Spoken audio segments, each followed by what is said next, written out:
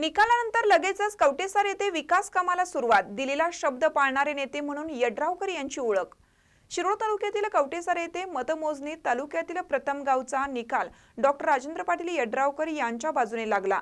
एकूण 2658 पैकी 1381 मते यड्रावकर यांना मिळाली।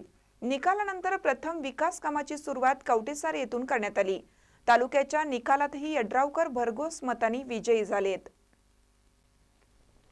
विजयाची घोषणा होताच छत्रपती शिवाजी महाराज चौक येथे लगेचच येथील ओमकार पाटील युवा मराठा समाज मंडळ कवटेसार यांच्या मागणीनुसार येथील शिवाजी चौकात असलेल्या विठ्ठल रुक्मिणी मंदिर व परिसरात मुरुम भरावाचे डंपर चालू झाले।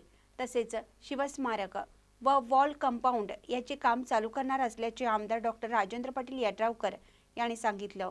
दिलेला शब्द पाळणारे नेते म्हणून ओळख असणारे डॉक्टर राजेंद्र पाटील यड्रावकर यांच्या विकास कामाबद्दल असलेली ओढ तालुक्यात निकालानंतर प्रथमच कवटेसार येथे विकास कामाद्वारे निदर्शनास आल्याने नागरिकातून समाधान व्यक्त होतीये।